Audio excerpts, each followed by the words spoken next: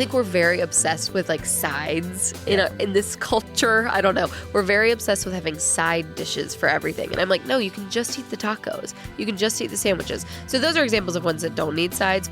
Most of the recipes in the book are like, chicken with a broccoli and something else. Like it's the whole meal. This is Taste. I'm your host, Matt Rodbard. Today on the show, I have a great conversation with Caroline Chambers. She's the author of a new cookbook, What to Cook When You Don't Feel Like Cooking. What a great title. She's also of Substack. I'm sure you're a subscriber. It's terrific. It comes out many times a week. On this episode, we talk about her new book, about living in North Carolina and Southern California, about her time spent living in New York in her early 20s.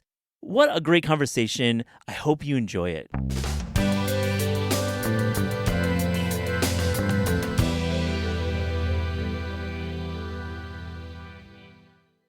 Caroline Chambers, welcome to This is Taste.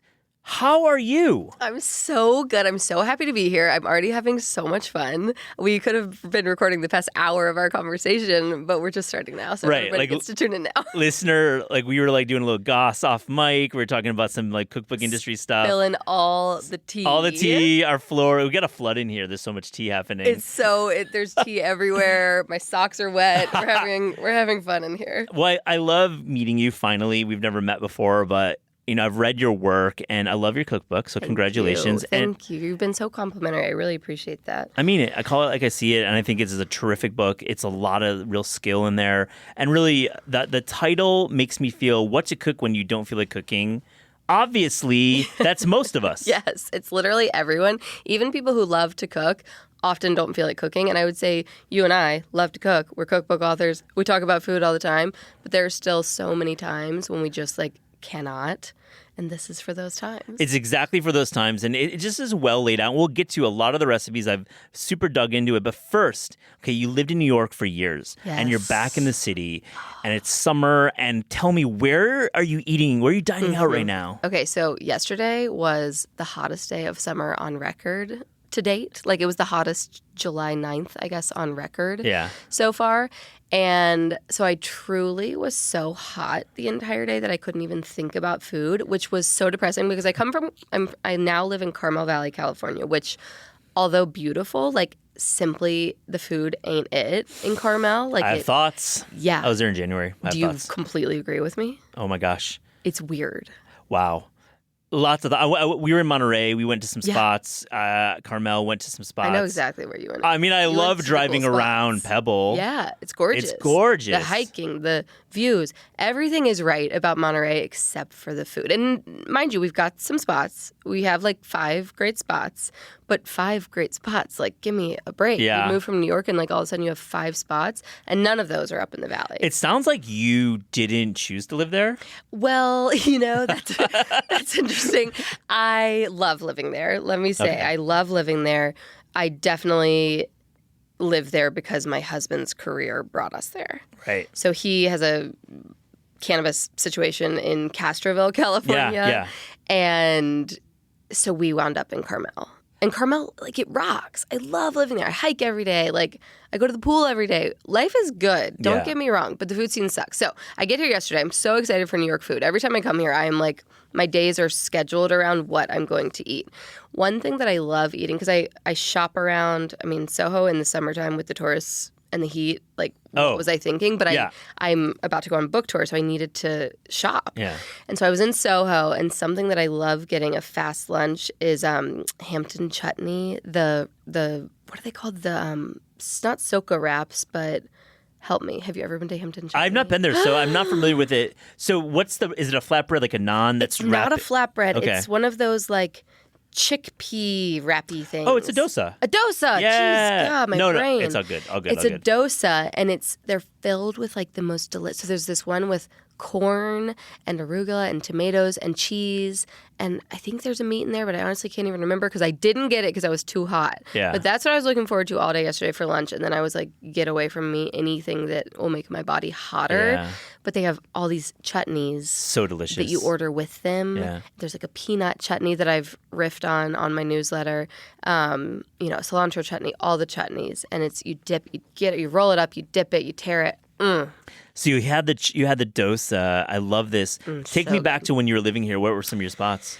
Okay, loved Hampton Chutney. Then, too, I lived on Broadway in Houston above what is now like a 9 West, I think. It was like an empty like factory space. Yep. And they had just like put 5 walls up and to make 5 bedrooms. Like none of them went all the way to the ceiling. It was like there were rats everywhere. Like it was a wild place to live.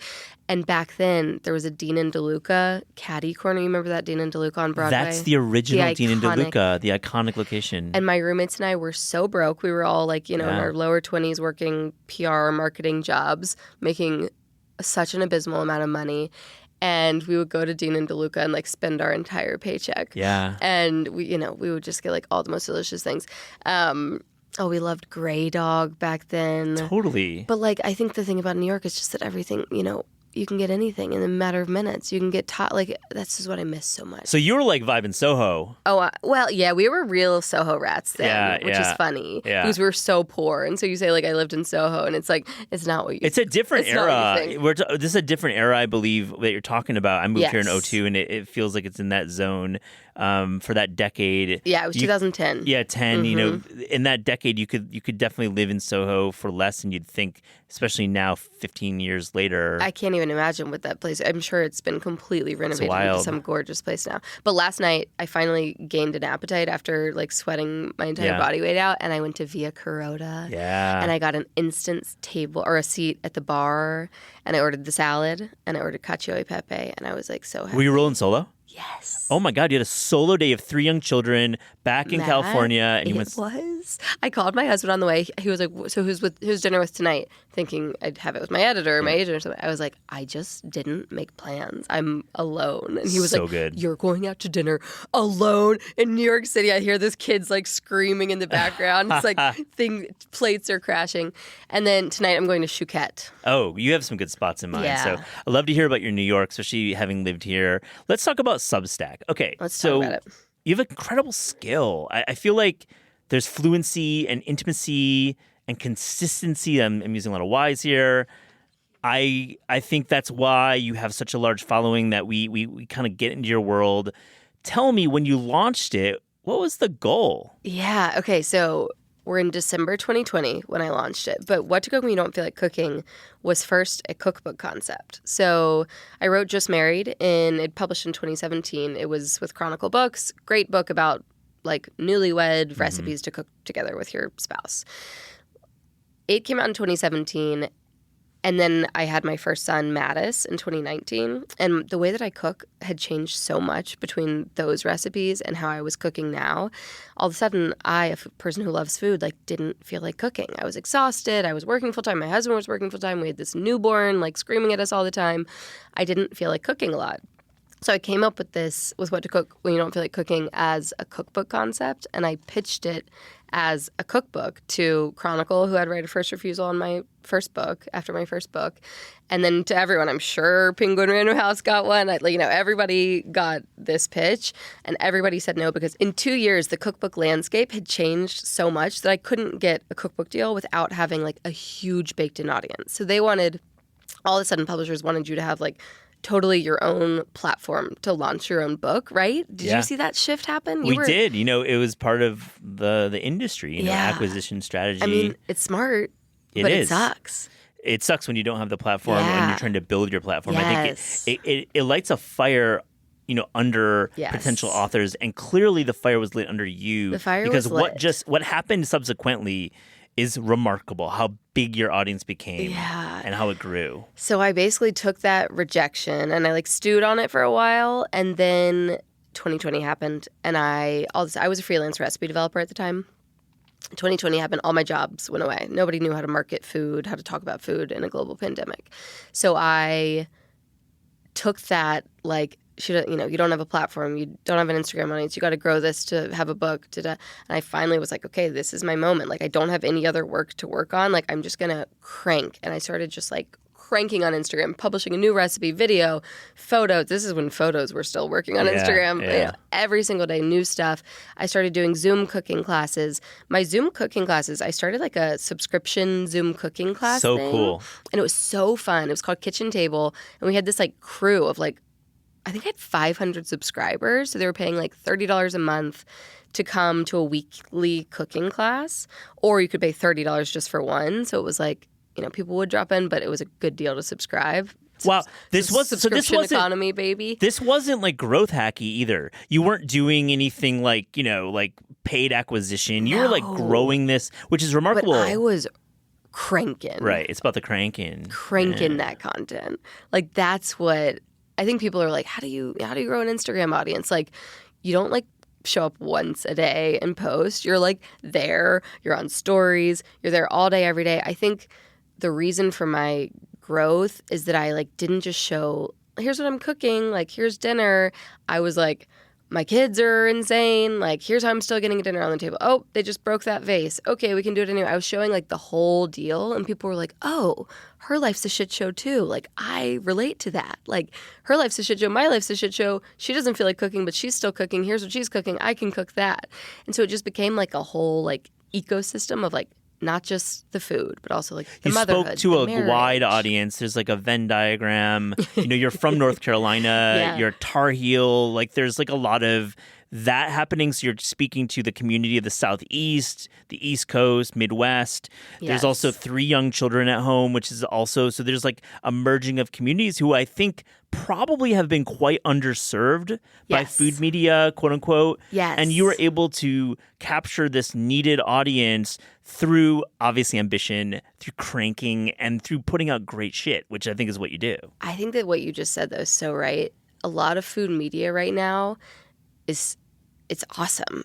I think we're in like such a great moment of food media, but there's not a lot of like just quick, simple food being like popularized. Like, there's a lot of like tricky ingredients and harder techniques and like things that aren't as easy for a home cook who's really uncomfortable in the kitchen, and like their mom never taught them to cook, because like our mom's generation was the first generation of women who were like really working. Yep. So we like missed the cooking bone. Like, it was never passed down. Yep. So all of a sudden we have people who are like, now they're mothers, they're expected to put food on the table, or fathers, but a lot of mothers are expected to put food on the table, and they don't know how to cook. I really simplify. You simplify, you edit. And I think I agree with you. There's a lot of food media recipe development that goes into more adventurous / more detail. I would say the exceptions to me, just off the dome, Susie Karache, Mediterranean Dish, Jenny Rosenstrach. I feel these are terrific authors, Melissa Clark in some ways. But love Melissa. Caroline, you're so right that you're serving an audience that was needed. And what I think is also cool is that you started cooking for your husband, which your husband, he's a Navy SEAL. Yeah. And that's an interesting dynamic. What's it like cooking for a Navy SEAL while your husband is deployed or working, I guess, in Southern California or North Carolina? So yeah, we moved to San Diego for his for where he was stationed right after we got married. Yeah, he was a SEAL, and SEALs are gone a lot. So if they're not gone on a deployment, they're gone training. They're in Florida diving. They're in Reno jumping out of airplanes. I don't know what they do in Reno. They're all over the place, even when they're like not deployed. They're really deployed all the time. So the first few years of our marriage, I was alone so much. But when he was home, I had a catering business in San Diego. That was like my first real move into the food space.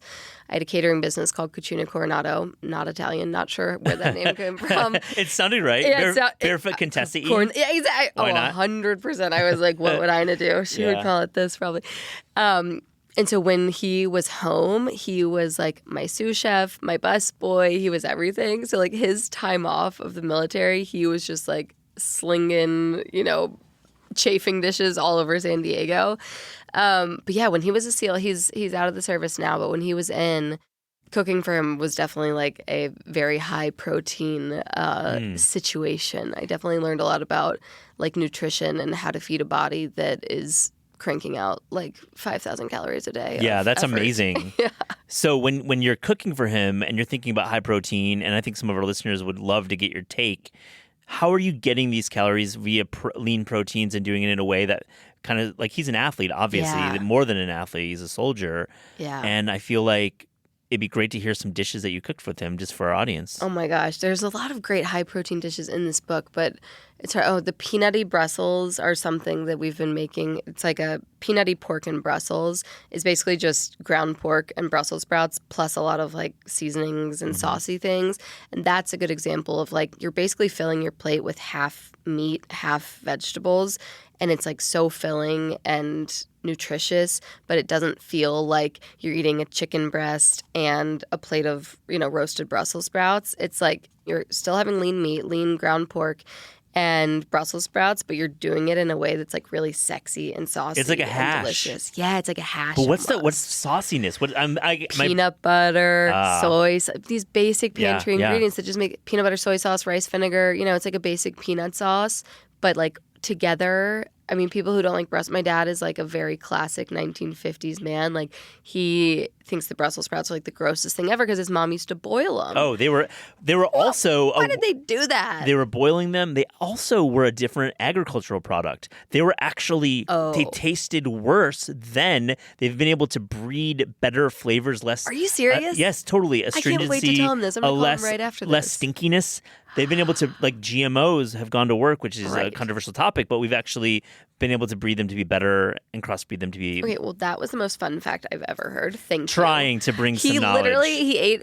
I have that Brussels sprout recipe, and I think I have another roasted one in there. Maybe it's in my other cookbook. But my dad was like, I don't understand why I like these. Like these used to like make me throw up. Oh my God! I was like, because I'm an amazing cook, Dad. No, it's to your point though. You're doing a good job, and definitely it's part of the technique. We love Brussels.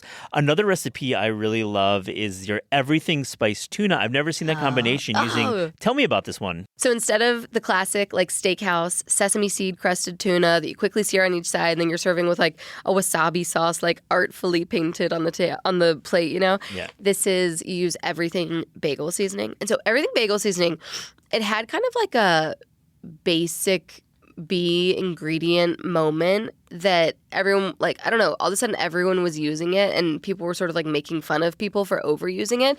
But I love everything bagel seasoning so much. It's sesame seeds, poppy seeds, garlic, like the granules. Oh, yeah, definitely that granules. Style. Right. Onion. Is it the granules or is it powder? I don't know. But there's onion in there. And what else? Is that it? Salt. It's so good. What else could we want on something? So putting that on a piece of fish and then quickly searing it on each side. And by the way, I keep using the word sear, but sear is an example of a word that I never use in this cookbook. Interesting. Is it too, like, it's kind of alienating a little bit? If I'm confused, if I'm not confident in the kitchen and somebody tells me to sear something on each side for 3 minutes, I'm like, well, that just ruined my night. I don't know what that means. Now I feel stupid. Now I'm Googling. I'm using a cookbook, but I'm having to Google. So this cookbook is like written in really like, it walks you through it. I like to say it's written as if I'm standing in your kitchen, like drinking a glass of wine with you. I'm like your non-judgmental friend who's like, oh, you don't know how to cook? Like, let me show you. Instead of using the word seared. I'm like, put it in the pan and cook it on each side. Yeah. You know? Yeah. Like I say the words that you're doing instead of like sear. Or if I do use the word sear, it's like in an educational way. I'm like, sear it on each side. And then I explain what that means. You know what I love about your book? I love the way you integrate real life, real world products. There's, lines about Trader Joe's dumplings, Costco pesto, Lotus Foods ramen noodles, which I love, and the Rao's jarred marinara. You give permission to buy products. This is no endorsement deal. It's literally like things you like. Give me a few more. I love that you do that. Oh, okay. You know what I always have in the freezer? In addition to those dumplings, are frozen meatballs. So you can get them anywhere, but the Trader Joe's turkey meatballs, my kids crush them. Like I make my big boys who are 5 and 3, I make them 4 each, cut them in half. So it's like 8 nice big hunks of meat. And they're delicious, by the way. They're like a great party appetizer. Yeah. Just like serve them with some Rayo's sauce Yeah. to dip it in. Like, that's the meal.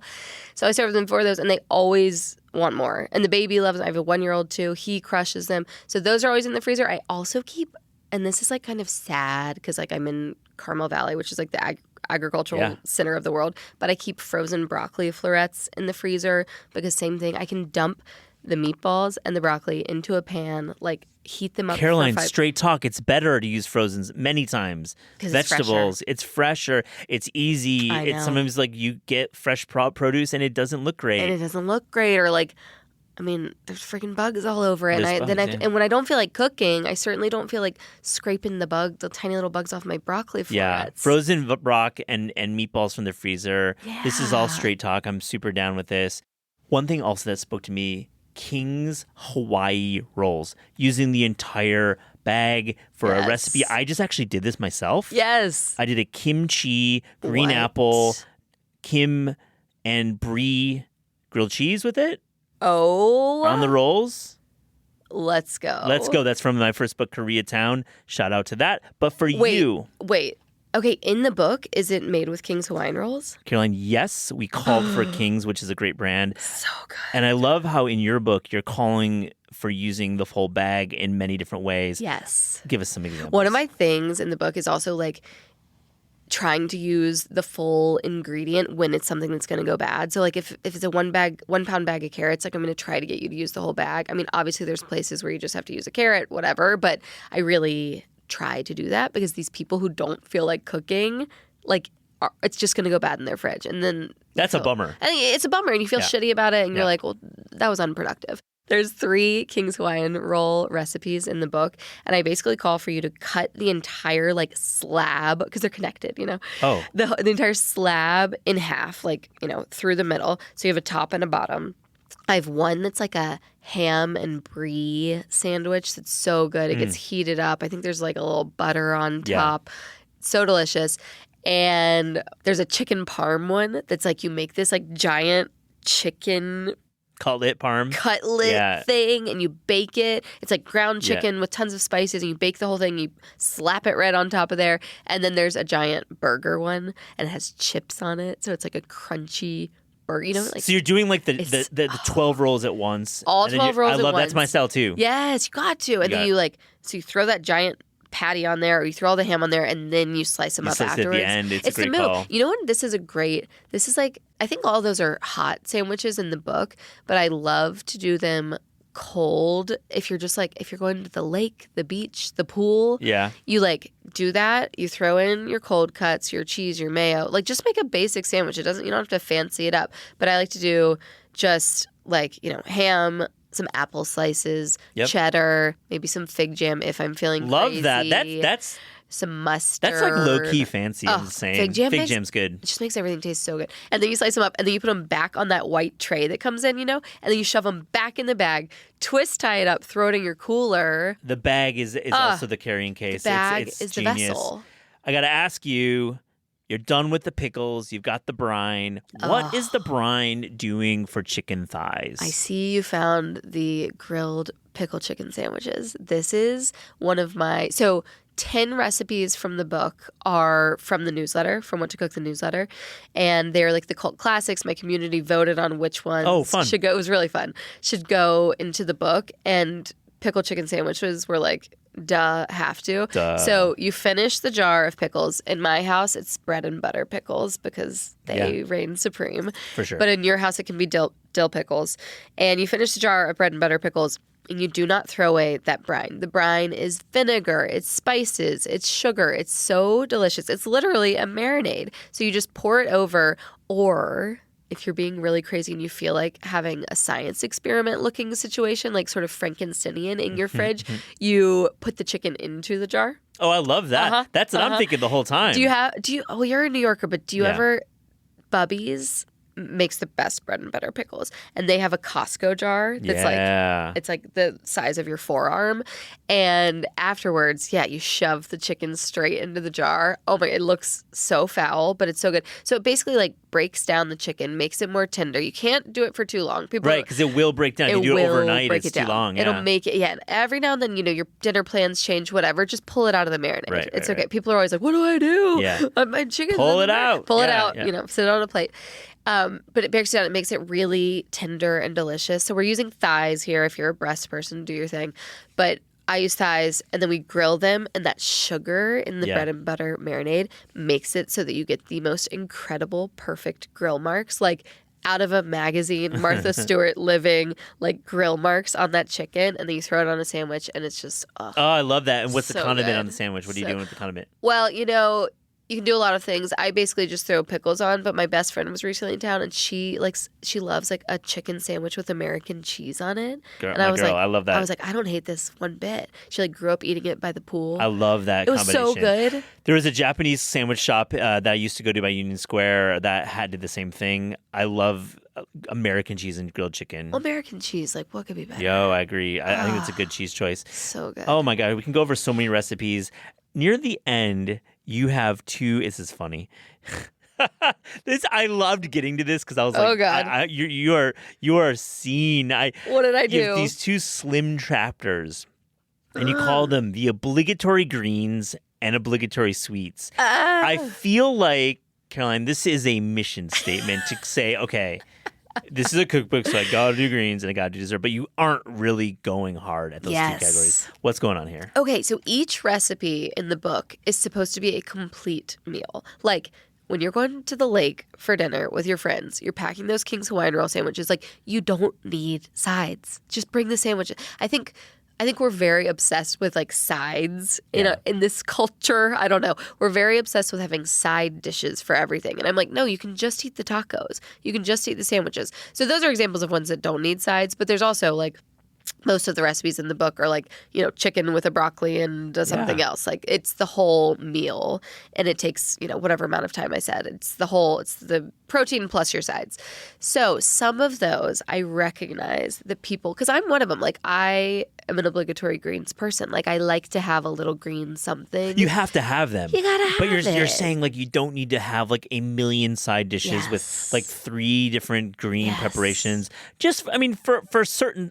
I love doing side dishes. I'm like team sides. But some is you don't need it. You don't need it all the time. Yeah, you don't need it all the time. So if you want to have some, obligatory greens with your thing, these are like the 4 most delicious green salads that you can make. They're perfect every time. They're so good. There's like a kale one and arugula one. We cover the bases, and they're all so good. So obligatory sweets. I did not want to have sweets in this book.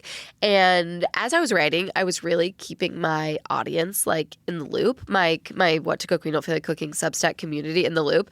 Kind of a bit to the chagrin of my editor. She was like, you're keeping them so in the loop that there's going to be like no excitement when you like launch pre-sale, when you launch. And I was like, these are my people. Disagree hard. I think you have to engage. I disagree so hard on that. I think that you exactly want to tell them what's in the book. Funny. Because honestly, you're not giving them the full book. You're giving them like 20 or 30%. And you want them to get excited. Yeah, and I gotta say, they were psyched because they were like along with the process on me. They were voting on which recipes from the newsletter should come along. They were like, what I don't like is when cookbook authors are like, show you a full recipe, and then they're like coming in 2028, and you're like, okay, well, such a bummer. Yeah, you don't want to hear about like the lead time of Meg. Yeah. Like, well, okay. So I just kind of would like bring them on the journey a little bit, and I kept getting like, is there a sweet chef? Because in the newsletter there are no sweets, right? It's a dinner newsletter. It's the full meal every time. Dinner, same as the recipes in the book. It's a dinner newsletter. And it just kept coming up. Like, will there just be like easy little things? And so there are 4 or 5 really easy, delicious. Like we hit every single note. We've got this like insane skillet toffee chocolate chip cookie situation, like a 5 to 10 minute blender pot de creme. Yeah, so easy. Mint. It's peanut butter, but it has a riff that's mint. Carolina, I was gonna say like peanut butter obviously, close to your heart, your favorite dish is the peanut butter noodle. Yes. You eat the most of. But I'm team. I mean, take me to a Reese's factory and I'm not leaving forever. I'm never leaving. Bury me there. I'm living there. Yeah, I love it. I'm moving in. Are you a fancy peanut butter guy or are you a Skippy peanut butter I'm going to guy? tell you, not Skippy, but I'm definitely not a fresh ground. I'll tell you this. Ugh. Wegmans Creamy. Oh, I hate you. Wegmans. Wegmans Creamy is the best industrial peanut butter on the market. Of course it is. Wegmans So is a good. perfect place. And you don't get it in Carmel, No. California, because you only get fancy. I don't get to have You that. only get fancy, right? I only get fancy bullshit. So I thus turned to Skippy. And like people It's are good. always like, oh, Caroline, like, you love fancy, ingredients. No. Give me that Skippy. Skippy's Give me that good. American cheese. Like, Well, you have to be real about what's available. And if Yeah. you're speaking to a wide audience of Americans and others, you can't just say, buy this very small boutique product. Yes. We celebrate so many small boutique products on the show, and I love Yes. CPG World. oh my gosh, we love them. But there's duality here. You can do both. Yes. Right? Yes. Like there's so many small batch nut butter companies that I love and Yeah. support, but they're not realistic for everyone. They're not available everywhere. Agree. All the things. And also Skippy just slaps in a sauce. Skippy is great on noodles. I love that. So good on it. So creamy. I want to ask you about Ali Slagle. She helped you on this book. Ali's a friend of taste and a terrific author. How did Ali play I into love the role? Ali so much. Okay, you know how Ali played in? When you're writing a cookbook, you are like trying to get design inspiration and lots of stuff. So I ordered a lot of cookbooks from people who I really respected. And I think it was Sola's book or, gosh, I can't remember which book, but I saw her in the back credited as having been the tester. And I was like, Ali Slagle tests cookbooks? Like, if you're not familiar with Ali, she's a New York Times author and I love best-selling her author, yep. recipes. And I think we have a really similar style in that she really simplifies. She does not add extra steps when they're not necessary. Her Agree. ingredient lists are really small. She really focuses on like few high quality ingredients and doing simple things to them to make them taste really good. So I can't remember whose book it was in, but I saw her in the back of a book as a tester, and I reached out. It was like right when I was needing a tester, and I reached out. And yeah, so Ali tested every single recipe cool. in the book, and she brought so much to this book. She simplified things even further where they Yep. needed to be. She suggested new flavor additions. Like she was not just a tester. She did not just say like the timing was off. She fully gave her like whole Ali Slagle Yeah. pizzazz to every single recipe. I'm glad in you this gave her book. credit here. I think it's important. Oh my gosh. Testers are essential in this industry that we Yes. share. And Especially when they're not just testing, but they're providing they're giving real notes. feedback. I mean, they're giving notes. Yeah. They're offering real, like, this has got to change to this, Yes. swaps, etc. You have great swaps, by the way. I forgot to Yes. bring that up, and I think that's a little bit of an Ali thing as well. Is like, let's talk about swaps in each recipe, which is Yeah. not easy. You're basically writing a second little recipe with each recipe. That's why your book is so strong and solid. Yes. So in the newsletter, and remember, I launched the newsletter in December 2020. So we're still COVID-y. We were about to hit like another kind of big lockdown era. And I had really gotten a kind of popular for always providing a substitution for every single ingredient. This is before the newsletter even. When I was doing Instagram recipes and just like on my crappy CarolineChambers.com blog, I provided a substitution for every single ingredient. Like you don't have white sugar, do this. You don't have baking soda, do this. Don't have chicken, here's how to cook pork, shrimp, and beef, whatever. So that carried over into the newsletter. That was something people like had come to rely on me for. And I feel like it is this great like teach a man to fish versus just hand him a fish. Yeah. Like anybody can follow a recipe, right? Almost anybody. Almost anybody. Many can. Many people can follow a recipe, but not everyone can like think, okay, I don't have harissa. What else could I use here? But you tell them once and they're going to remember like, oh, I can just use something with like some chili in it. Okay, I can use sriracha. I It's can use a giving little hot sauce. permission It's giving to permission. swap proteins, Yes. to do things that maybe feel really like difficult or Yes. wrong, switching the protein on Yes. eggplant parm to something different. People are always like, does this work here? And I'm like, yeah. Yeah. Just do it. Just do it. Like, who cares? Swap pork tenderloin in for I don't know, like, yeah, that grilled steak in a caprese. Sure. Yeah, you do a grill. Delicious. Do Yeah. it. So yeah, it is. It's just giving them permission because again, like people just really lack basic kitchen confidence because it hasn't been instilled in us. We're also busy. We're working. We've got kids. We've got all this stuff going on. So like you're not cooking all day every day. So you don't have that confidence. I love that about your recipes. Yeah, thank you. On This Is Taste, we ask guests about their discerning taste. So to close this interview, here's a little rapid fire, Oh, baby. fast and furious taste check. The best fruit. Peaches. No justification needed. Okay, I love that. The worst vegetable. Parsnips. Too fibrous. The best dessert. Oh, Rice Krispie treats. This is so great. I love this. Is like Family Feud. I'm so nervous. I love My heart's this. beating so You're fast. doing such a good job. Your favorite American fast food chain. Chick-fil-A. All right, this is a big one. Your favorite cookbook of all time. Ottolenghi Plenty. The best. His recipes, his rice recipes, his grain recipes, his vegetable, so they work. He has like a full test kitchen of like the best cooks in the world, and he just every single thing that he does is gold. Every single thing that I ever cook from anything, his Guardian, what is it called? His Guardian column, his cookbooks, everything is perfect. A favorite recent cookbook discovery. Okay, Gabi Dalkin, What's Gabi Yeah. Cooking, Yep. is a friend, and her grilling cookbook that just came out, I love. Grilling cookbooks are like really masculine. Like she basically did a big survey and realized that all of the cookbooks, all the grilling cookbooks on the market were like super masculine, like hours long, rubs and smokers and like super masculine food. Like there's like muscles on the cover. There's literal You see the muscles and tattoos Yeah. and like ripped shirts. And it was like, she was like, okay, also grilling is just the easiest thing to do. Like if you're like a busy person. Yeah. And there was no cookbook that like explained that. And I am all about the grill in the summertime. Like it's the easiest. It's when you don't feel like cooking, get steaks, corn, and asparagus, throw it on the grill and eat it. Like you're done in 7 minutes or whatever. So this cookbook like really it like feminizes grilling, and I really love it. Very cool call. I'd love to have Gabby on the show. She's so awesome. Oh my God. Make the intro, Yeah, I please. will. I love that. Done. Come on the show. A couple more.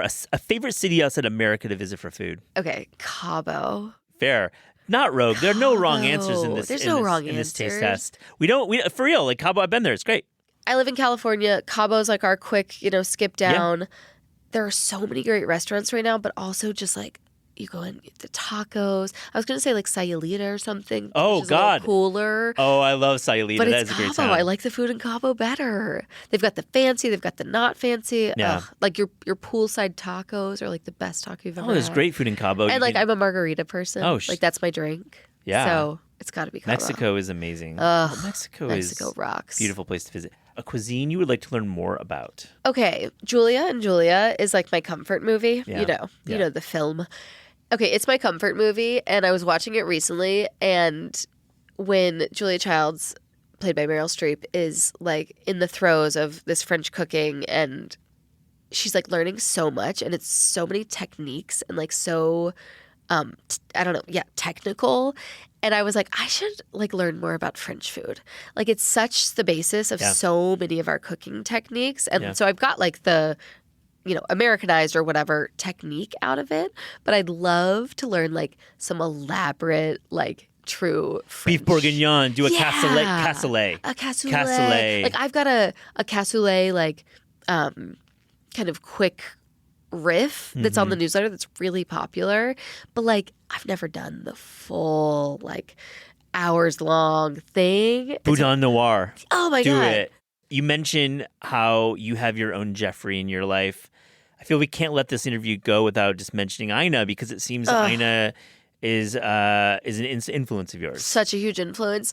I had never really watched the Food Network, and then I had a roommate at Chapel Hill, Quinn, who recorded every single episode of Barefoot Contessa back in the DVR. DVR? Oh, yeah, throwback. DVR. My brain just found that. Oh my God, DVR. There was the one before, the TiVo. TiVo. Oh my God, was it TiVo or DVR? Whatever she was doing, she was recording confusing it every all. single episode of Barefoot Contessa. And we would like go get drunk at the bars and come home and watch Barefoot Contessa. So good. And we would I lived with 4 girls. We would have these like elaborate Barefoot Contessa dinner parties.